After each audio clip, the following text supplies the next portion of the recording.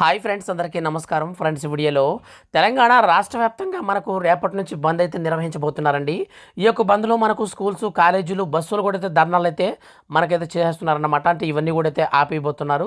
వీడియోలోకి వెళ్ళి పూర్తి వివరాలు తెలుసుకుందాం. వీడియో కనుక నచ్చితే లైక్ చేసి మన ఛానల్ని సబ్స్క్రైబ్ చేసుకోండి. ఇలాంటి లేటెస్ట్ అప్డేట్స్ అనేటివి ఎప్పటికప్పుడు నేను మీకు వీడియో చేసి తెలియజేస్తాను.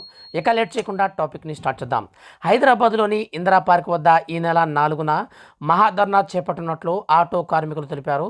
టీఎస్ భవన్లో నిన్న ఆటో కార్మికులు సమావేశమయ్యారు. ఆర్టీసీ బస్సుల్లో మహిళలకు ఉచిత ప్రయాణాన్ని కల్పించడం వల్ల తాము కూడా నష్టపోతున్నామన్నారు.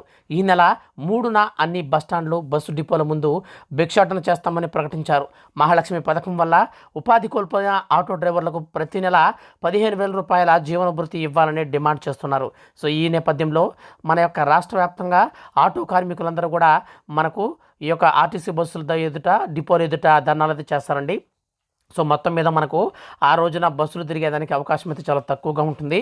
ఈ నేపథ్యంలో బస్సులు తిరగవు కాబట్టి సరిగా మనకు స్కూల్స్కి కూడా సెలవిచ్చే అవకాశం అయితే ఉంది. దీనిపైన మరిన్ని వివరాలు అనేటివి ఎప్పటికప్పుడు నేను మీకు వీడియోలు చేసి తెలియజేస్తూ ఉంటాను వచ్చిన వెంటనే. కాబట్టి మిస్ అవ్వకుండా ఉండాలంటే మన ఛానల్ని సబ్స్క్రైబ్ చేసుకోండి. Thank you for watching.